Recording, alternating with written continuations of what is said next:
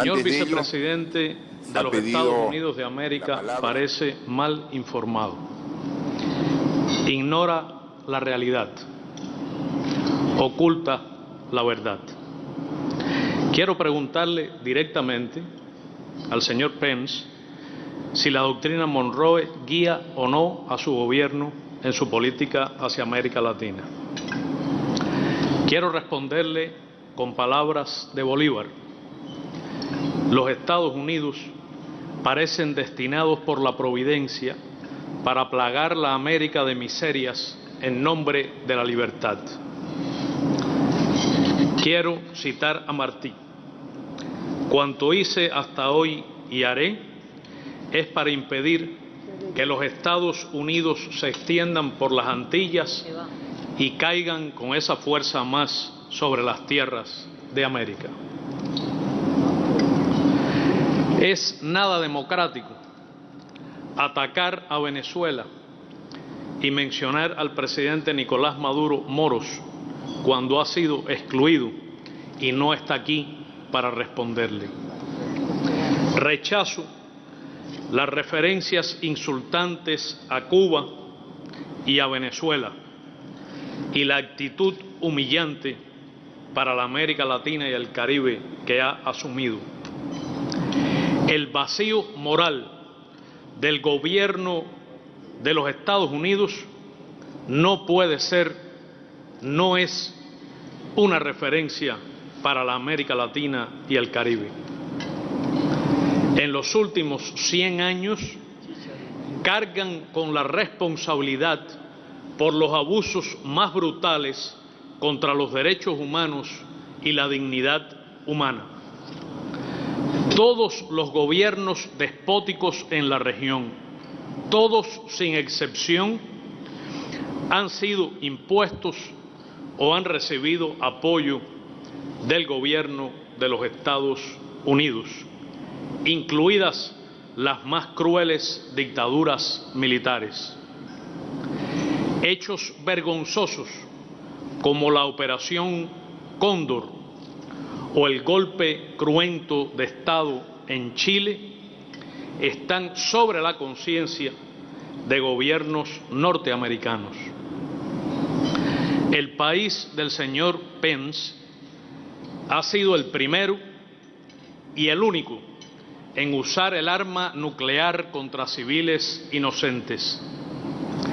Es responsable de guerras criminales y de cientos y cientos de miles de muertos, de masacres de civiles, incluidos niños, mujeres y ancianos, a los que llaman daños colaterales. Es responsable de actos de tortura, de desapariciones, ejecuciones extrajudiciales y secuestros. El gobierno de los Estados Unidos es el autor de violaciones masivas, flagrantes y sistemáticas de los derechos humanos de sus propios ciudadanos afroamericanos, de los hispanos, de los migrantes y de las minorías.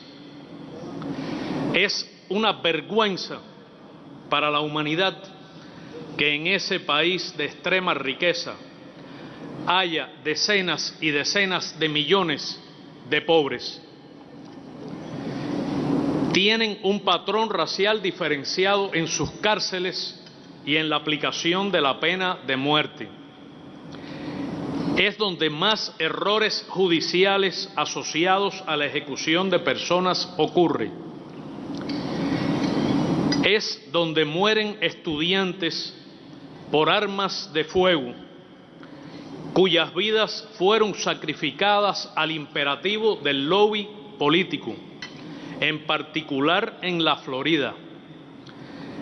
El gobierno de los Estados Unidos ha recibido decenas y decenas de millones de dólares del lobby de las armas y un senador mayamense ha recibido no menos de 3 millones por el mismo concepto.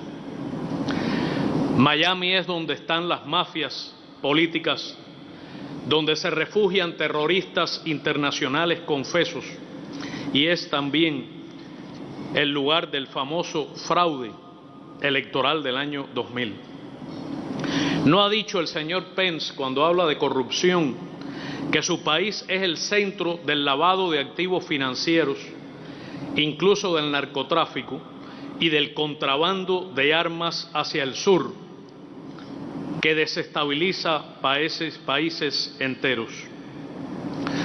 El sistema electoral que lo ha elegido y el legislativo en el que él ha servido mucho tiempo es corrupto por naturaleza, porque está sustentado de manera insólitamente legal en las contribuciones financieras corporativas y los llamados comités de acción política. Es el gobierno que impone un proteccionismo feroz que no toma en cuenta que arruinará la industria, la agricultura y el empleo en toda nuestra región. Es donde el lobby político, en su tráfico, ha impuesto la idea de que el cambio climático es un invento antinorteamericano. Es el sistema político y electoral donde ha habido escandaloso tráfico con los datos privados de decenas de millones de sus ciudadanos. Si a su gobierno le interesara el bienestar, los derechos humanos y la libre determinación de los cubanos, podría levantar el bloqueo, colaboraría con nuestra cooperación internacional en vez de sabotearla y daría fondos a los programas de colaboración médica cubana en el mundo y a los programas de alfabetización. Se ha referido de manera insultante a Cuba. Respondo con el texto de la proclama de la América Latina y el Caribe como zona de paz, firmada en La Habana por los jefes de Estado de la América Latina y el Caribe en 2014, cuyos principios incluyen el derecho inalienable de los pueblos y de los estados a darse libremente su propio sistema político, económico, social y cultural.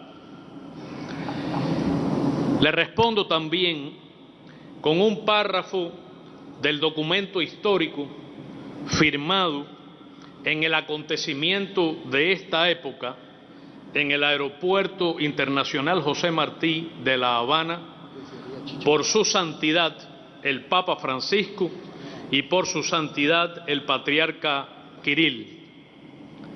Escogieron a Cuba para firmar un párrafo que dice: Cuba se encuentra en la encrucijada entre el norte y el sur, el este y el oeste, isla símbolo de esperanza del nuevo mundo y de los dramáticos acontecimientos de la historia del siglo XX. Estamos a pocas horas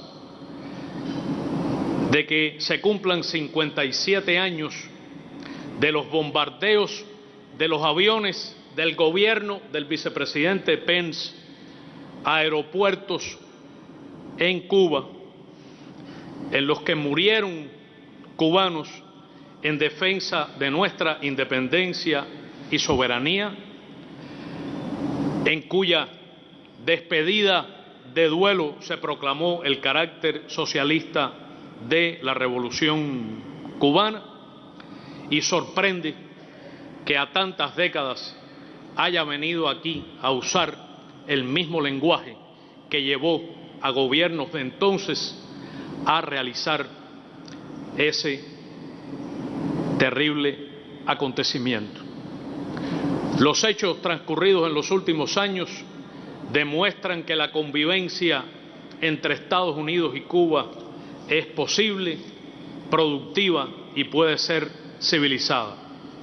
Para eso, no espere él ni la delegación que ahora ocupa el escaño que acaba de abandonar que Cuba ceda en 1 milímetro de sus principios ni ceje en su empeño de construir el socialismo.